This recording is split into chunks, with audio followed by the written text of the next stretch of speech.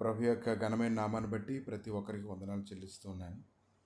ఈ ఉదయకాలాన్ని యెషయా గ్రంథము 44:3 నేను దప్పిగలవాని మీద నీళ్లను, ఎండిన భూమి మీద ప్రవాహ జలములను కుమ్మరించెదను. నీ సంతతి మీద నా ఆత్మను కుమ్మరించెదను. నీకు పుట్టిన వారిని నేను ఆశీర్వదించెదను. ఎడారిలో జీవనదులు ప్రవహించడం అంటే అది సామాన్యమైన విషయం కాదు. ఎడారి అంతట్లో జీవనదులు ప్రవహించడం, ప్రజలకు కావాల్సినటువంటి నీటి మడుగులు దొరకడం అనేది సామాన్యమైన విషయం అయితే కాదు.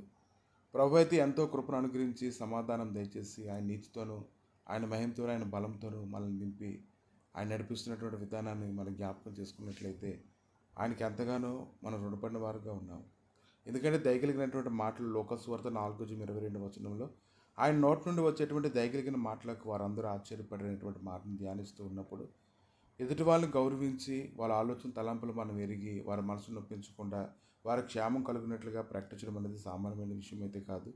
ప్రభు అయితే ఎంతగా కృప చూపించారంటే ప్రజల పట్ల ఎంతగానో వారిని బలపరిచి వారికి కావాల్సిన సమస్తాన్ని అనుగ్రహించడానికి ఆయన ఎంతగానో ప్రయాసపడ్డారు. ఎవరి హృదయాన్ని కూడా ఆయన గాయపరచలేదు.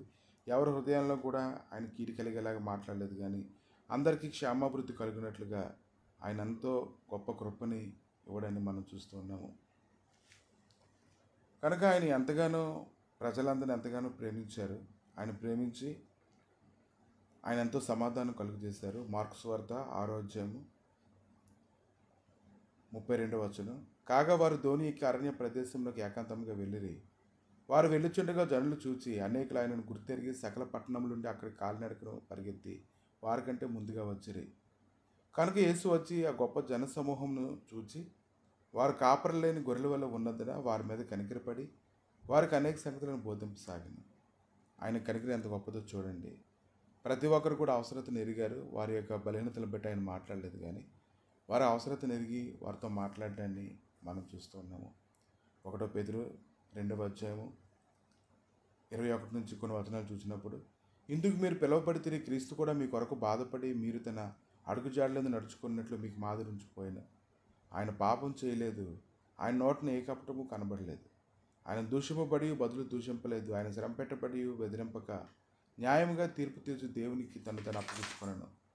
మన పాపాల విషయమై చనిపోయి నీతి విషయమై జీవించినట్లు ఆయన తానే తన శరీరమందు మన పాపములను మానవ మీద మోసుకొనెను. ఆయన పొందిన గాయములచే మీరు స్వస్థనందిద్దురి. ఆయన ఎంతగా కృప చూపించారంటే ఆయన నడిపిస్తున్నటువంటి విధానాన్ని కానీ మనం జ్ఞాపకం చేసుకున్నట్లయితే, ఆయన బలపరుస్తున్న విధానాన్ని జ్ఞాపకం చేసుకున్నట్లయితే ఎడారిలో ప్రవాహ జలములు కుమరించబడినట్లుగా ఆయన కృప చూపుతూ ఉన్నారు.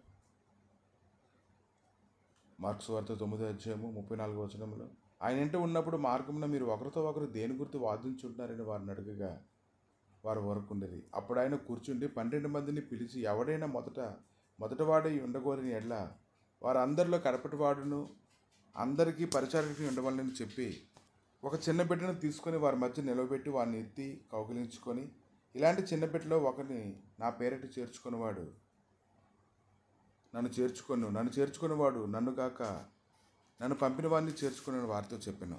కాబట్టి తన దగ్గరికి వచ్చేటువంటి వారు అందరికీ కూడా తన బోధ వినడానికి ఇష్టపడినటువంటి వారు అందరికి కూడా ఎంతో సంతోషంగా వాళ్ళతో సమయం గడిపి ఎన్నో విషయాలు ఆయన వారికి బోధిస్తూ ఉన్నాడు. ఎవరిని కూడా అవమానించలేదు, ఎవరిని కూడా బలహీనపరచలేదు.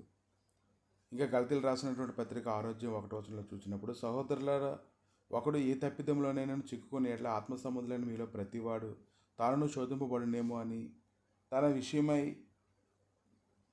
చూచుకొనుచు సాత్వికమైన మనసుతో అటువాన్ని మంచిదారి తీసుకొని రావాలను. ఒకని భారములను ఒకడు భరించి ఇలాగ క్రీస్తు నియమమును పూర్తిగా నెరవేర్చడి. ఎవడైనా వట్టివాడై ఉండి తాను ఎన్నికైన వాడిని ఎంచుకునే ఎడ్ల తను తానే మోసపరుచుకో.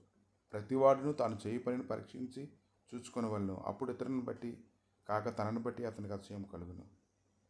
4వ వరకు ఈ సంగతులను గ్రహిస్తూ ఉన్నప్పుడు ఈ దినాన్నైతే ఆయన నోటి నుండి వచ్చినటువంటి దయగలిగిన మాటలకి మీరు గ్రహించుకున్నట్లయితే మీరు ఎంతో సంతోషంగా ఉంటారు.